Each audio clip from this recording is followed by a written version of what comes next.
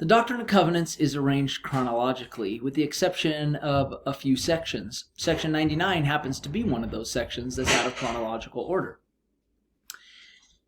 As I think about the reasons why this might be, Section 99 just seems like it's an outlier, like maybe there was a mistake with the recording of the dates, but if you consider it in context, it really makes sense. The context of this time frame is that the saints are enduring extreme difficulties in Missouri and in Kirtland, Ohio. And so right in the middle of that, in between Section 98, where the Lord's responding to those, and Section 100, where the Lord's trying to offer comfort to some people, we get this revelation that's directed towards John Murdock, who is a wonderful and faithful and humble person. Let me tell you about some of the extreme difficulties Brother Murdock experienced in his life. His mother died when he was 4. His stepmother mistreated him and his siblings pretty badly. He joined the church in November of 1830, the year it was organized. And just after he joined the church, within 4 months of him joining the church, he baptized 70 of his neighbors.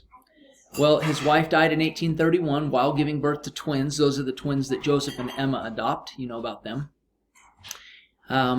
He has 8 children total. 5 of them die in childhood. Must have been a heartbreaker. He has 4 wives.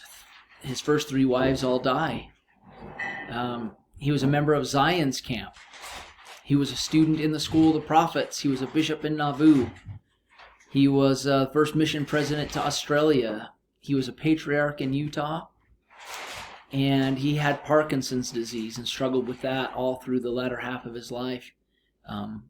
At that time, of course, they didn't have treatment for things like that.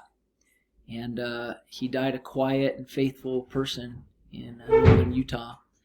I think about that as important context for Section 99 because there were many people who left the church because of extreme persecutions or difficulties they're enduring, because we get it in our mind that if there's extreme difficulties, the Lord will just rush and save us or fight our battles and make sure to put down all opponents that we have or enemies that we have.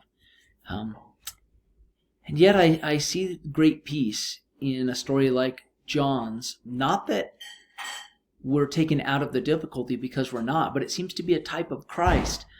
I'll send you a document that has some of my thoughts on it, but in Matthew, we read of Jesus enduring extreme difficulties and persecutions. He just experienced the atonement in the Garden of Gethsemane. And now as he's being tried and beaten and persecuted and accused falsely, I love the verse where it says that he held his peace.